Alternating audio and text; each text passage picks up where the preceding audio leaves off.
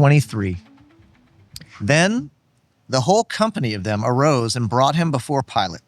And they began to accuse him, saying, "We found this man misleading our nation and forbidding us to give tribute to Caesar, and saying that he himself is Christ, a king." And Pilate asked him, "Are you the king of the Jews?" And he answered him, "You have said so." Then Pilate said to the chief priests and the crowds, "I find no guilt in this man." But they were urgent, saying, "He stirs up the people, teaching throughout all Judea, from Galilee even to this place." When Pilate heard this, he asked whether the man was a Galilean. And when he learned that he belonged to Herod's jurisdiction, he sent him over to Herod, who was himself in Jerusalem at that time. When Herod saw Jesus, he was very glad, for he had long desired to see him because he had heard about him, and he was hoping to see some sign done by him. So he questioned him at some length, but he made no answer. The chief priests and the scribes stood by, vehemently accusing him, and Herod with his soldiers treated him with contempt and mocked him.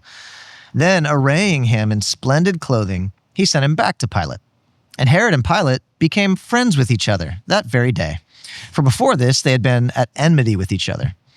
Pilate then called together the chief priests and the rulers and the people and said to them, "You brought me this man as one who is misleading the people. And after examining him before you, behold, I did not find this man guilty of any of your charges against him. Neither did Herod, for he sent him back to us.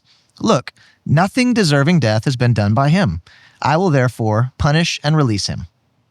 But they all cried out together, "Away with this man, and release to us Barabbas," a man who had been thrown into prison for an insurrection started in the city and for murder. Pilate addressed them once more, desiring to release Jesus, but they kept shouting, "Crucify, crucify him." A third time he said to them, "Why? What evil has he done? I have found in him no guilt deserving death. I will therefore punish and release him." But they were urgent, demanding with loud cries that he should be crucified, and their voices prevailed. So Pilate decided that their demand should be granted. He released the man who had been thrown into prison for insurrection and murder, for whom they asked, but he delivered Jesus over to their will. And as they led him away, they seized one, Simon of Cyrene, who was coming in from the country, and laid him on the cross to carry it behind Jesus. And there followed him a great multitude of the people and of women who were mourning and lamenting for him. But turning to them, Jesus said, "Daughters of Jerusalem, do not weep for me, but weep for yourselves and for your children. For behold, the days are coming when they will say, 'Blessed are the barren and the wombs that never bore and the breasts that never nursed.' Then they will begin to say to the mountains, 'Fall on us,' and to the hills, 'Cover us.' For if they do these things when the wood is green, what will happen when it is dry?" 2 others who were criminals were led away to be put to death with him. And when they came to the place that is called the Skull, there they crucified him and the criminals, one on his right and one on his left. And Jesus said, "Father, forgive them, for they know not what they do." And they cast lots to divide his garments. And the people stood by watching, but the rulers scoffed at him, saying, "He saved others, let him save himself. If he's the Christ of God, his chosen one." The soldiers also mocked him, coming up and offering sour wine and saying, "If you are the king of the Jews, save yourself." There was also an inscription over him, "This is the King of the Jews." One of the criminals who were hanged railed at him, saying, "Are you not the Christ? Save yourself and us." But the other rebuked him, saying, "Do you not fear God, since you're under the same sentence of condemnation?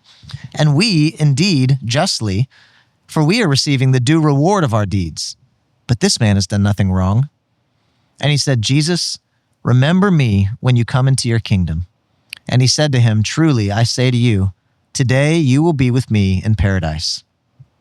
It was now about the 6th hour, and there was darkness over the whole land until the 9th hour, while the sun's light failed, and the curtain of the temple was torn in two.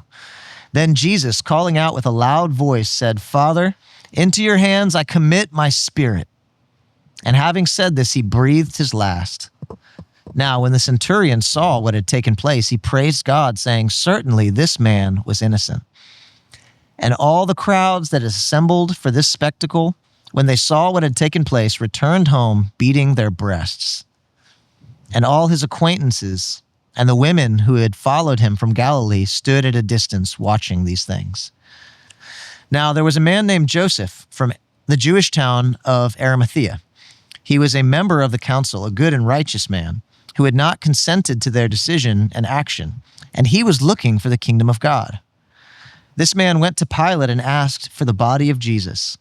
Then he took it down and wrapped it in a linen shroud and laid him in a tomb cut in stone where no one had ever yet been laid. It was the day of preparation and the Sabbath was beginning. The women who had come with him from Galilee followed and saw the tomb and how his body was laid. Then they returned and prepared spices and ointments. On the Sabbath they rested according to the commandment. This is the word of the Lord.